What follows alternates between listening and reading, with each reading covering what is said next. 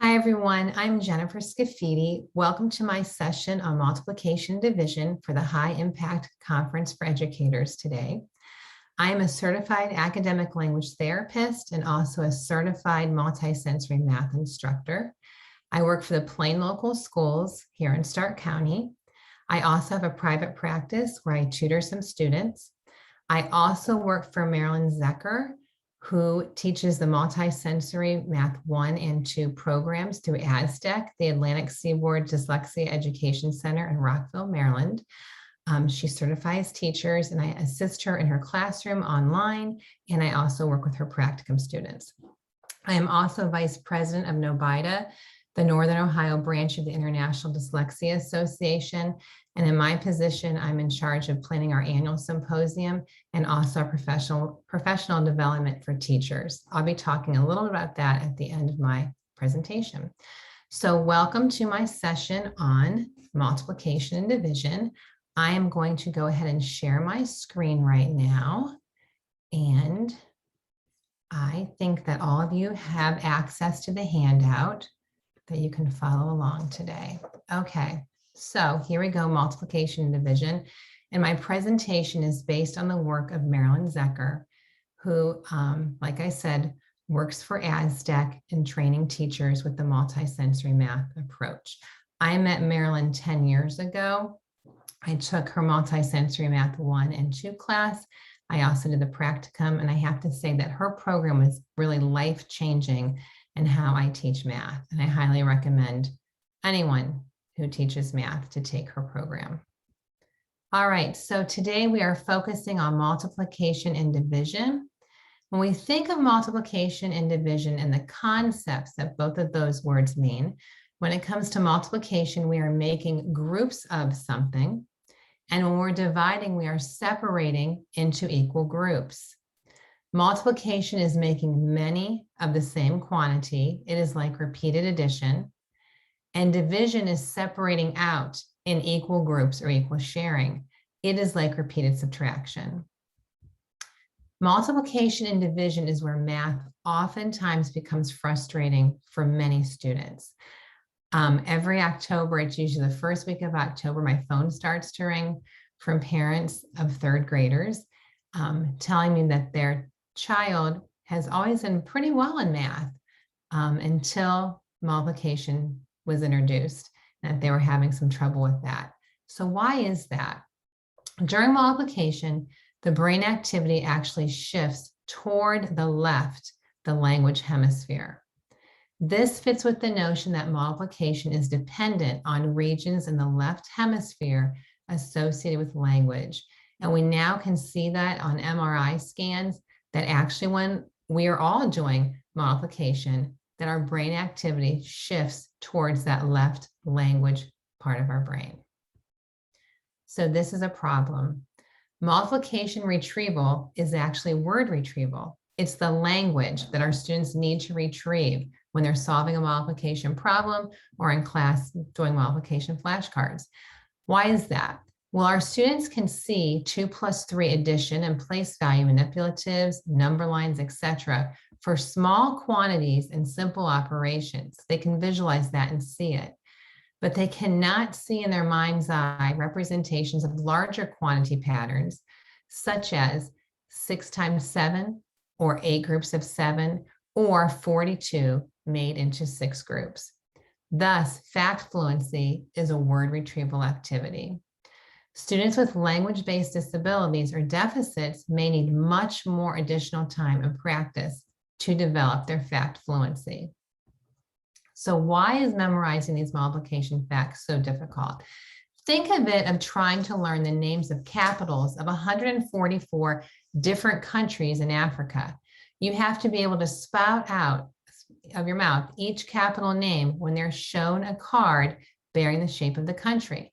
This is something similar to what our students must do when they are doing multiplication fact cards.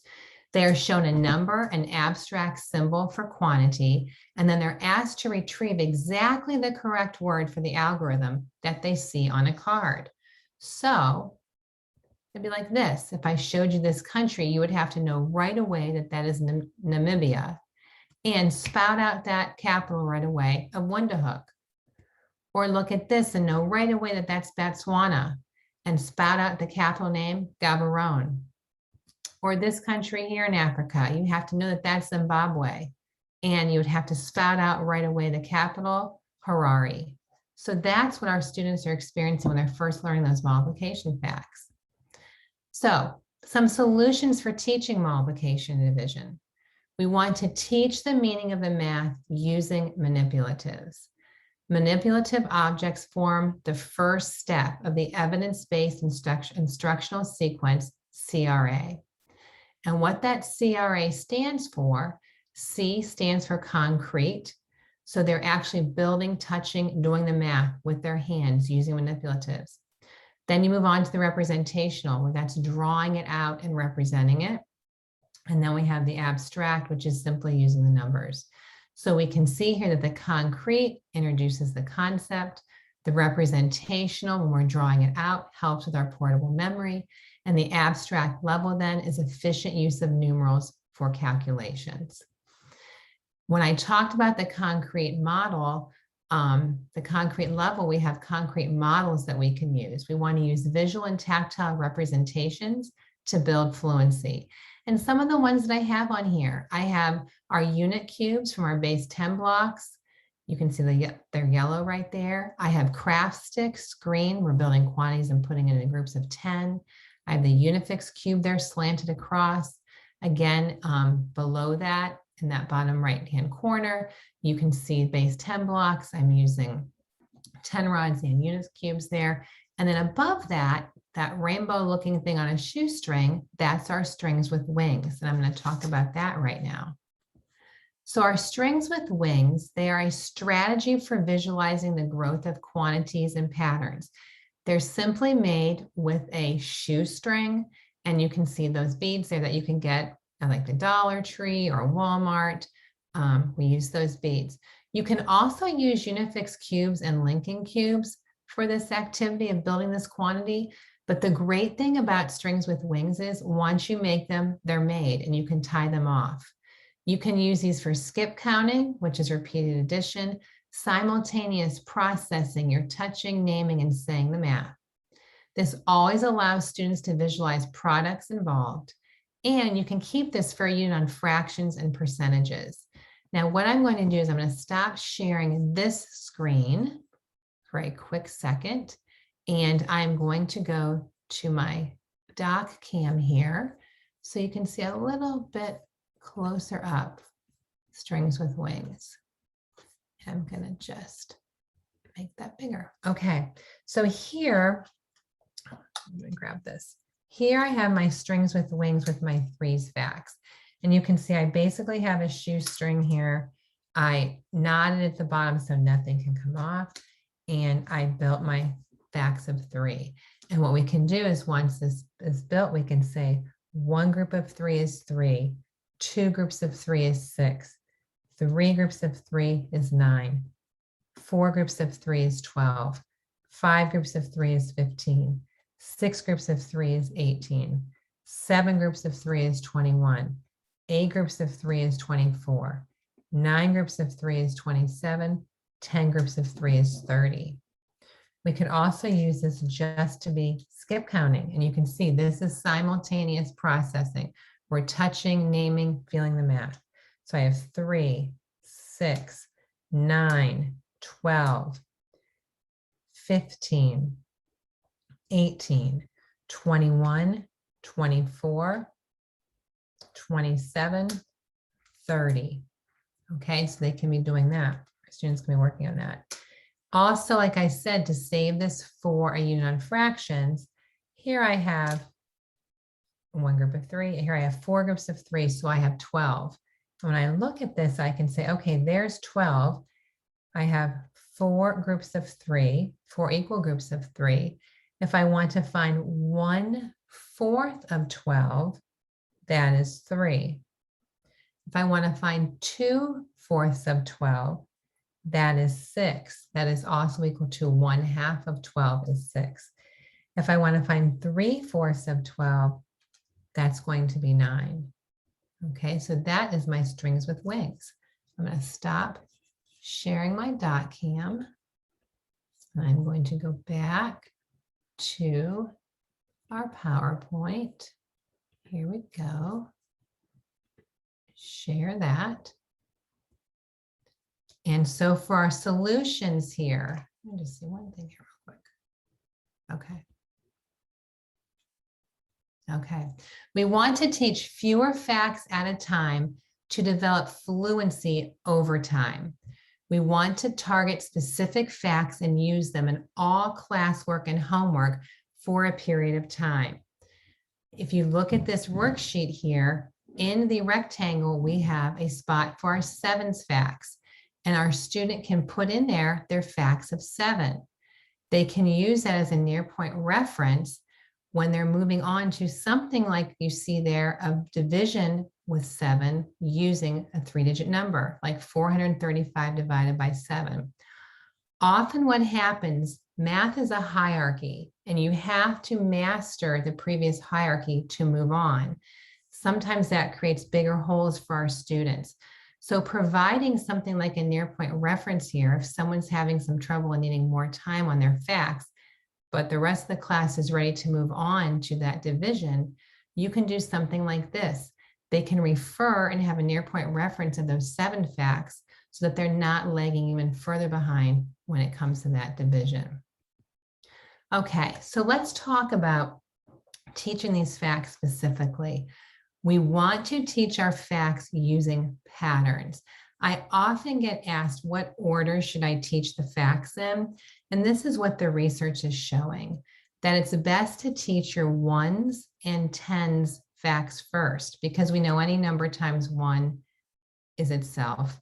And when we add 10 to that, it is still itself plus that 0 for place value. Then we have our 2s facts, because we're simply skip counting by 2s to do that. Then we introduce our 5s facts. And the reason we want to do our 5s facts is because so many times our kids can already skip count by 5s. Then you want to move on to the 9s facts. Now, our 9s facts, there are a couple of different little patterns that we can look at for this.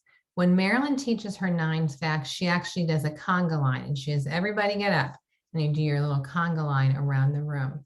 So let's say I have 9 times 2, okay?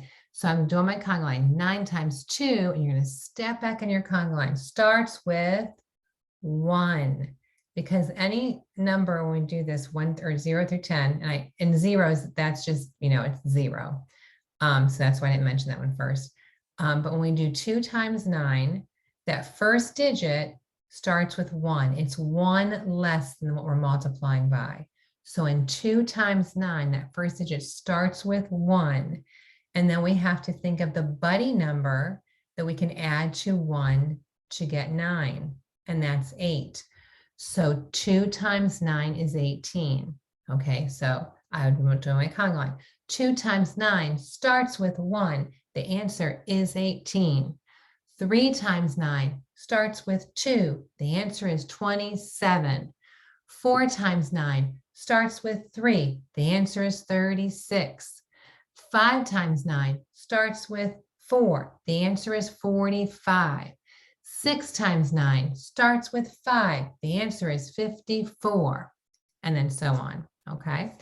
Another thing, when it comes to the 9s, I'm going to stop sharing this screen and go to my dot camera again so I can show you this little strategy to use. Okay, so when it comes to the 9s facts, if our students write out their numbers from left to right, just like how we read, 0, let me move this down, 1, 2, 3, 4, 5, 6, 7, 8, 9, okay?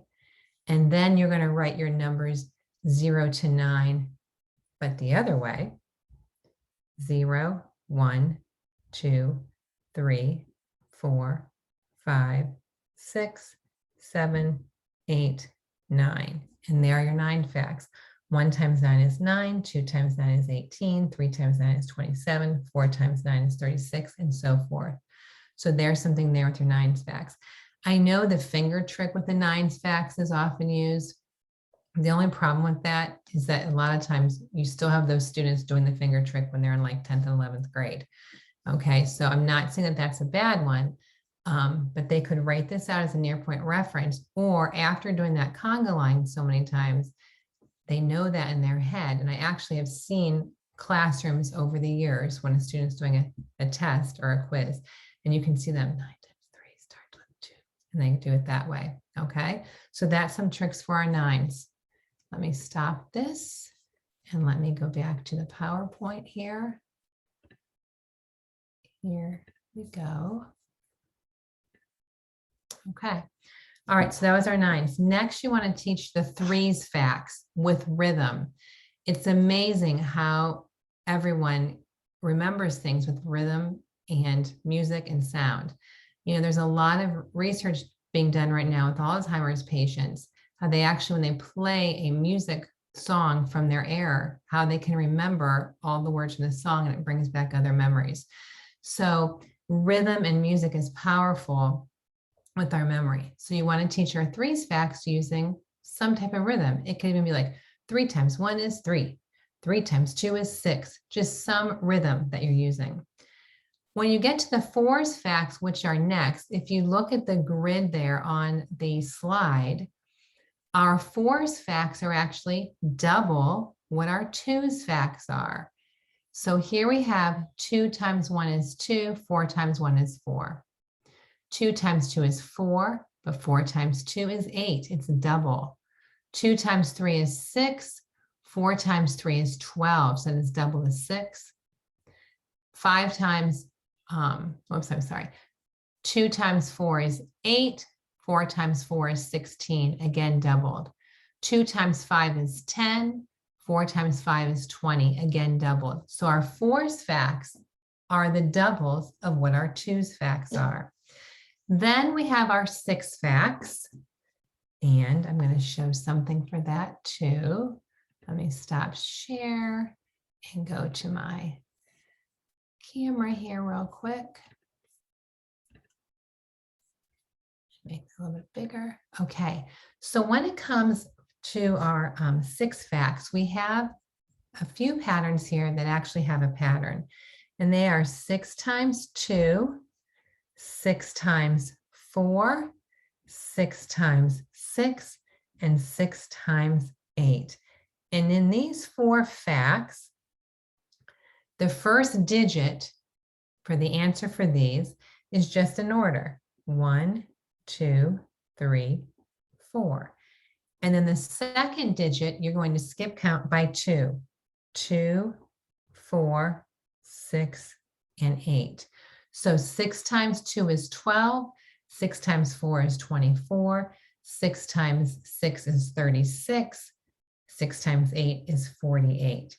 Now at this point, by going in that order, you're only going to be left with 4 facts. And these are actually the facts they call the problems to unlock the upper times tables. And that we have 6 times 7, whoops, sorry about that, 7 times 7, 7 times 8, and 8 times 8. Okay, and we know that 6 times 7 is 42, 7 times 7 is 49, 7 times 8 is 56, and 8 times 8 is 64. And what you want to do is you want to teach these as a set of 4 facts, teach these 4 together, they're the last 4 they have to learn, and use rhythm. When it comes to these multiplication facts, we want to teach them as fast as we can, but as slow as we must. Okay, I'm going to say that again. We want to teach these as fast as we can, but as slow as we must. Okay, I'm going to go back to our PowerPoint here.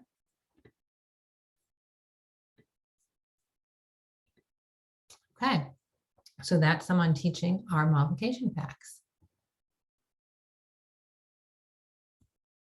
Okay. All right, so for solutions, we want to emphasize the high value real estate products, which have many factors. So products like 12, 24, 36, and 48, because these will be very helpful in fraction simplification and creating common denominators. So if I look at 12 there, the factors in 12, I have 1 and 12, 2 and 6, 3 and 4, okay? All four of those numbers have a lot of factors, and it's important to focus on those because how I said math is a hierarchy, that will help with fraction simplification and creating common denominators. More solutions here. We want to avoid time tests and drills. Only do one set of facts at a time and allow a student to time and race only against him or herself. Drills should target a set or subset of facts, not all the facts learned thus far. Some more solutions. We also want to teach the inverse operations at the same time because it allows for additional practice in the targeted set of facts, okay? That can be something as simple as a little game called Fast Facts, and it goes like this. So you have a caller, fast facts, fast facts. So the people in your class, or if you're doing this one-on-one in a tutoring session, they will repeat that, fast facts, fast facts. So then I give a fact, and my fact is just going to be 2 times 3. And then the student would say, 2 times 3 equals 6. They also need to do the inverse. 6 divided by 3 equals 2. Then they will say, fast facts, and they will do a fast fact. And then it will have to be answered and the inverse. We also want to teach long division algorithms through finding remainders in 2-digit divided by a 1-digit and set in mind the sequence and directionality before they need the long division algorithm. I'm going to say that again. We want to teach that long division algorithm through finding remainders in a 2-digit number divided by a 1-digit number. That would be like 15 divided by 3. And we want to set in mind the sequence and directionality before they need that long division algorithm. Because a lot of times students get lost in that long division algorithm, whether it be lining it up or all the little pieces, parts involved. So if we take a look at this here, you can, sometimes people call this our the buttons order of our long division algorithm. I actually have been in classrooms where teachers make that, laminate it, and stick it on the side of the student's desk when they're first doing that long division algorithm. You can also teach this using rhythm and hand gestures. Divide, like I'm cutting something. Divide, multiply, subtract, compare, bring down. That's what we're doing. Divide, multiply, subtract, compare, bring down. Divide, multiply, subtract, compare, bring down. Divide, multiply, subtract, compare, bring down. And you'll actually see students doing that when they have done that rhythm and they have even learned the hand motions of divide, multiply, subtract, compare, check mark, bring down. Divide, multiply, subtract, compare, bring down. And you'll see them, divide, multiply, subtract, compare, bring down, in the order of doing that, okay? Why teach the long division algorithm to finding remainders in 2-digit divided by a 1-digit? This will help our students to reason mathematically. It will help them learn to estimate and judge when an answer is reasonable or not, just like what they'll be doing when they get to algebra. The language of math is so important, and I'm going to be honest, this is something I still really work with and work on. I'm just a talker, so I've had to really watch my language when working with students. I'm not saying too much and that it's too overwhelming. So I mean that when I say watch my language.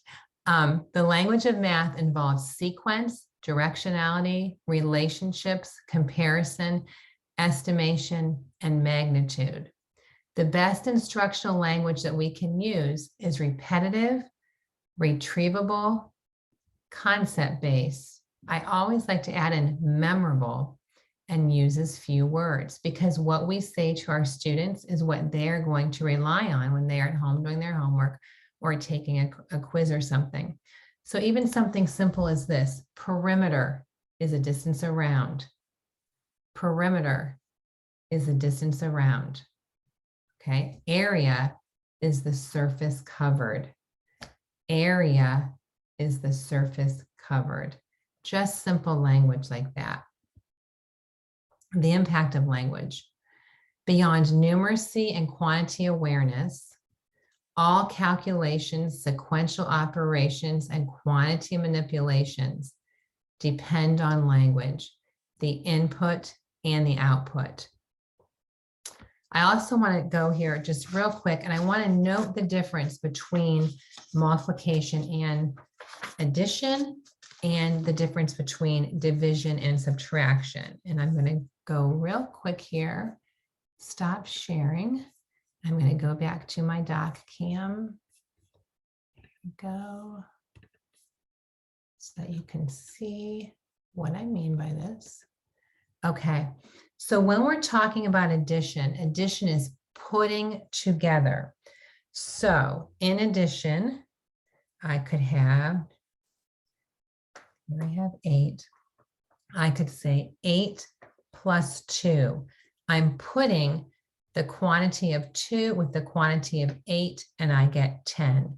So addition is putting something together. It's putting quantity together.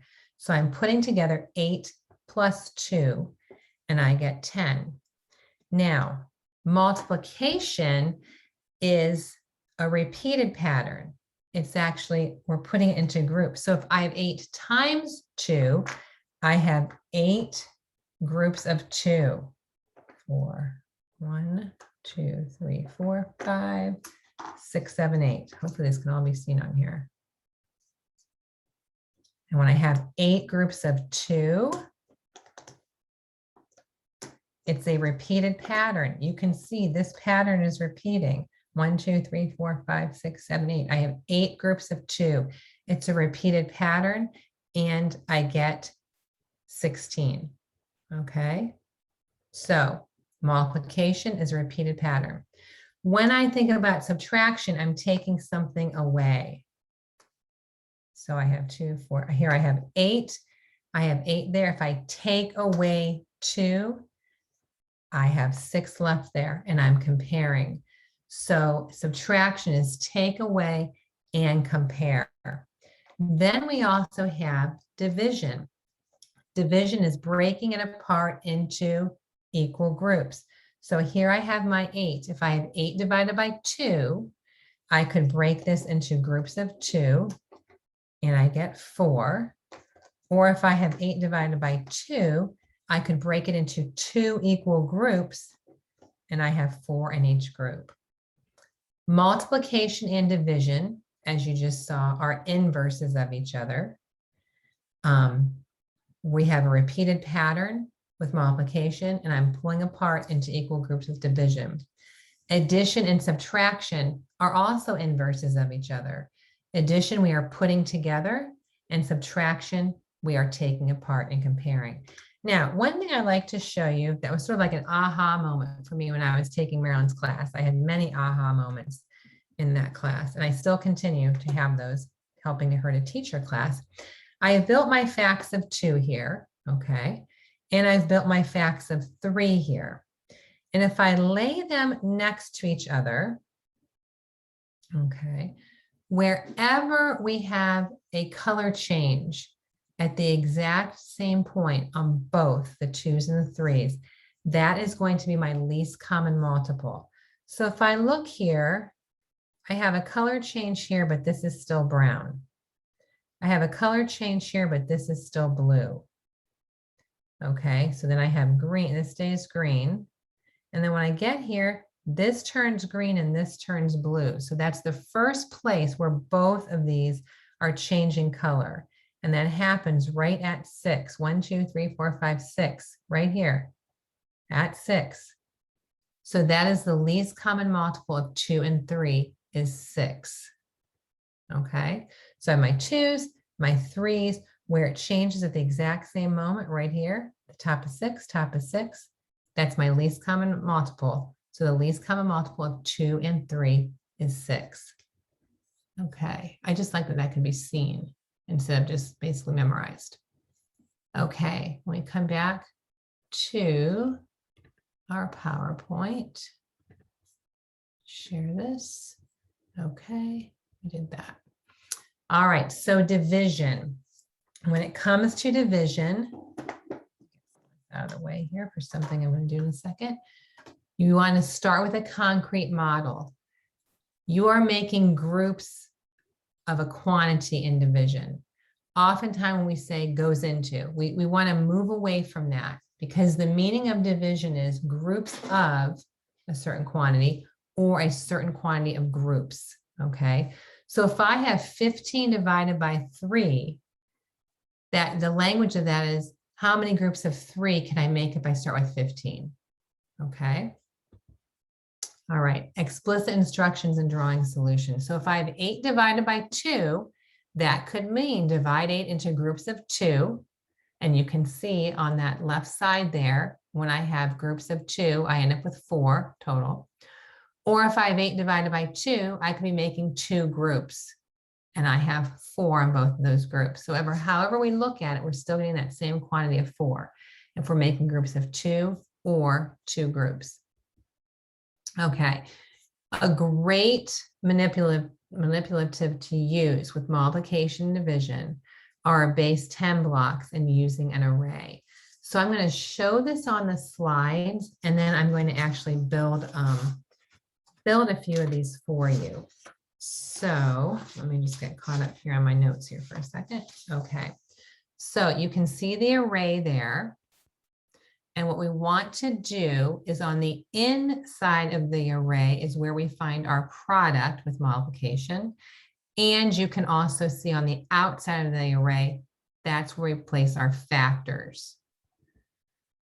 So I'm going to show this. Yeah, and then we'll move on and I'll build one here. So up here, we can see I have 2 unit cubes times 3 unit cubes. And what we have to do is stay within the boundary. So we can only be 2 high and 3 across. So 2 times 3 is 6. Here I have 4 times 14. Okay, I have to stay lined in these boundaries. And here I have 40, there's 50, 52. So 4 times 13 is 52. Okay, and I have a couple other examples there as well.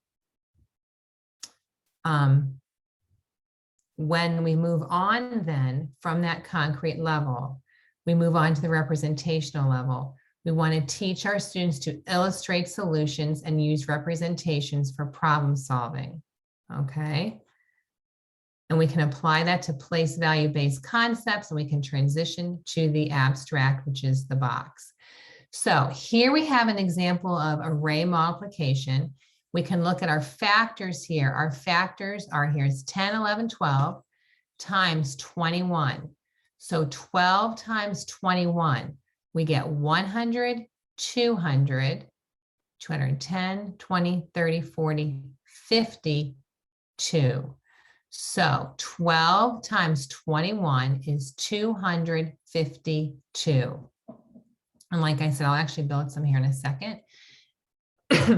Then at the representational level, drawing it out, you can see here we have 4 different arrays on here. And this is just a worksheet that has 4 different arrays drawn on it. You can put this in a page protector, you can laminate it, and then the students can use dry erase marker and they can draw out the representations. A dot is fine for the unit cube, a line is great for the 10 rod, and a square is great for the hundreds block. Okay, so this here is going to show the activity. I wanted to make sure you would have your hands on this. That's why I put it in the handout, but then I'm also going to build this for you as well. So you want to assemble the quantity of 148 in the field of an array. Okay. So I'm going to do that in just a second. You want to assemble the factor of 12 on the left side. Make the boundaries of the array conform to dimensions of the factor.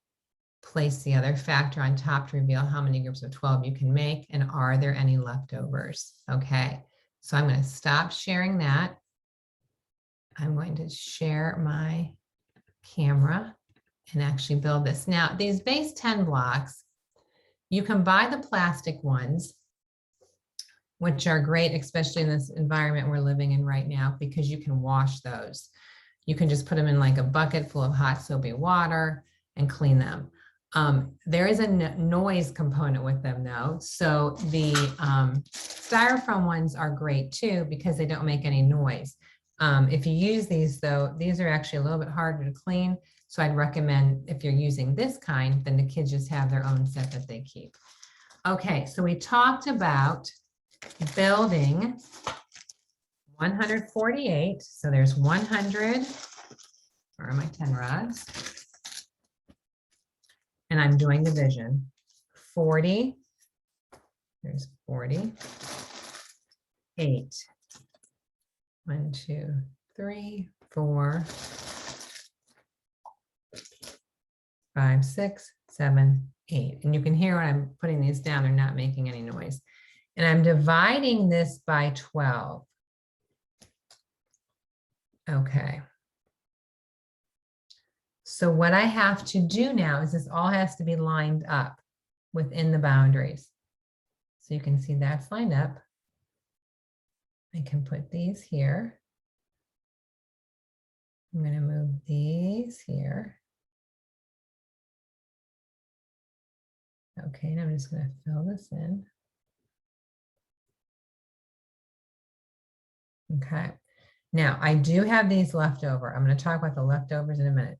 So I have 148 divided by 12, and that is going to equal, I have to make sure this lines up, 10, 11, 12. That is going to equal 12 remainder 4. Okay, so that is 148 divided by 12 is 12 remainder 4. Now, if I wanted to, usually what I do when I'm teaching, I do a demonstration like I just did. Then we do it together, and then the kids do it themselves. Okay, so I demonstrate, I do, we do, you do. All right, so let's try another one. Let's now build here 150 8. 1, 2, 3, 4, 5, 6, 7, 8 divided by 13. So I have to have 13 over here for one of my divisors.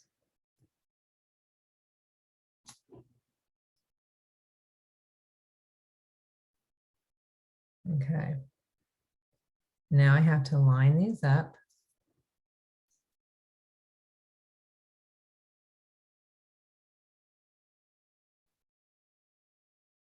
Okay.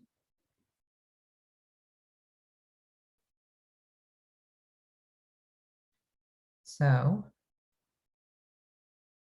and I don't have any room for those. I have 158 divided by 13.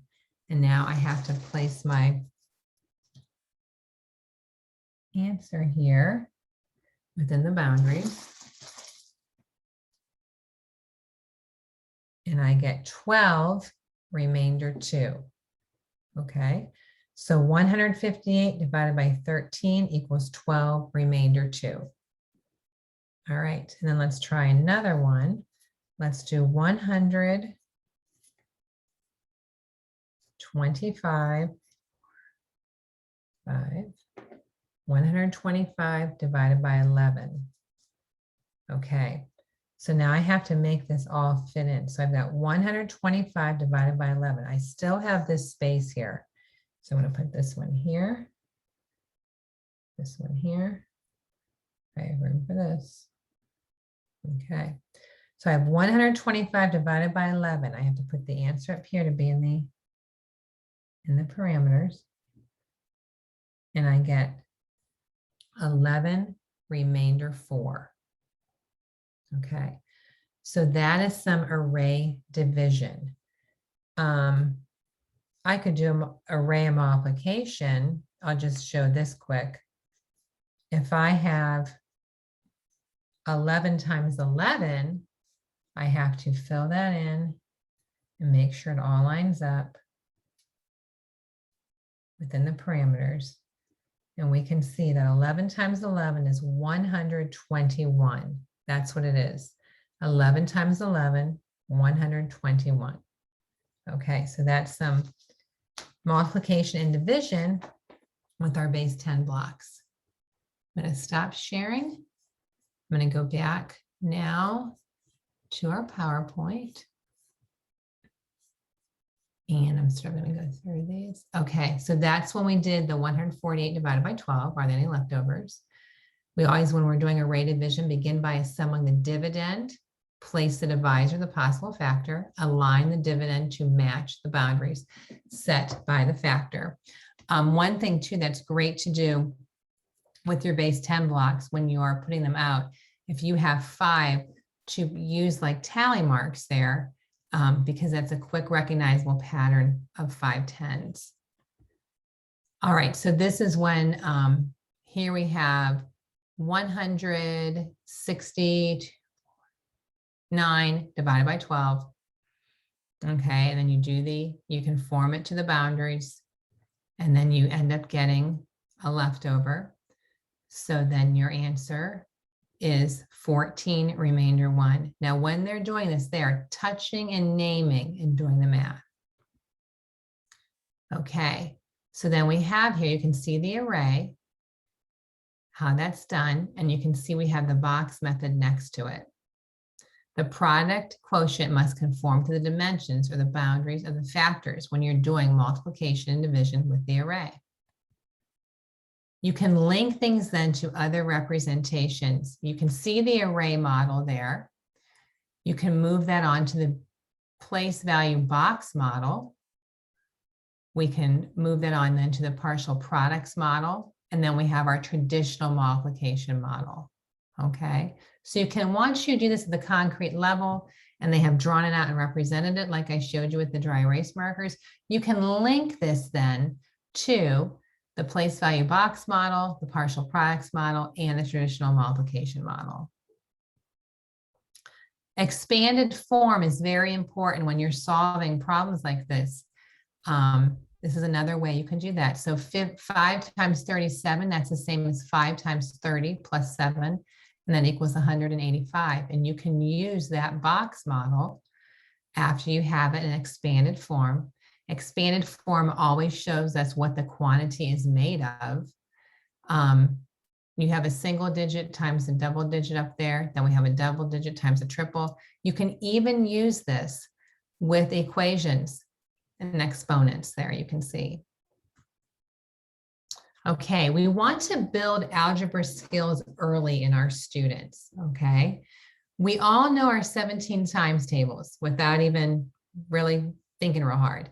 If we have 5 times 17, that's the same thing as 5 times 10 plus 7, okay? So in our minds, we would say this three times. 5 times 10 is 50. 5 times 10 is 50. 5 times 10 is 50. Hold that 50. 5 times 7 is 35. 50 plus 35 is 85. That's 5 times 17. We want to practice that mental math with the distributive property. We have 7 times 23. That's the same as 7 times 20, 140. 7 times 20 is 140. 7 times 20 is 140. I hold that 140. 3 times 7 is 21. That's 161. Okay, so we want to practice that mental math. We can even use it with fractions. 1.5 times a number. We can think of that as x plus 1/2 times x. Okay, the number. So 1.5 times the number. So let's say 1.5 times 6. So 1.5 times 6 is 1 of 6, which is 6, plus half of 6 more, which is 3. 6 and 3 is 9. So 1.5 of 6 is 9. I'm going to do that again. 1.5 of 6. 1.5 of 6. Well, 1 of 6 is 6. Half of 6 is 3. 6 and 3 is 9. We want to calculate without writing anything down. This actually strengthens the working memory. Using the box method again, we're using this expanded form. We have 12 times 14. We can expand that. 12 is equal to 10 plus 2. 14 is equal to 10 plus 4. And then we can set that up using the box method. Okay, and you can see other examples there. Okay, so math games. What are some things that you can do with for multiplication games? I have here, and I've actually attached this. I have, who has, the directions for that. There's a baseball fact game, which is actually from Christopher Wooden, who's very good at multisensory math. Piled up, toss up multiplication of 500, quick stop, and going to Boston. Those games are all attached in the handout. If you have any questions, you can contact me. I'm giving you my Nobida email. So jennifer.scaffidi@nobida.org. Please visit our Nobida website. You can see it right there, noh.dyslexiaida.org, to see our upcoming events. We are very, very excited about one of the events we are hosting live online this summer. It is June 20th, 21st, 22nd, and 23rd, and it is going to be Marilyn Zecker's 4-day online multisensory math workshop. I just gave you a quick little tasting of some multiplication and division, but Marilyn will be working on many, many more things there. You can see subitizing numeracy, place value, 4 basic operations, fraction and decimal fractions concepts, the math hierarchy, skills, impact for higher math.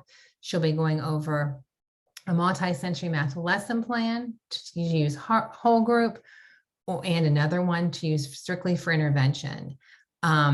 This will be live the 20th through the 23rd, but all participants will have video access until August 30th.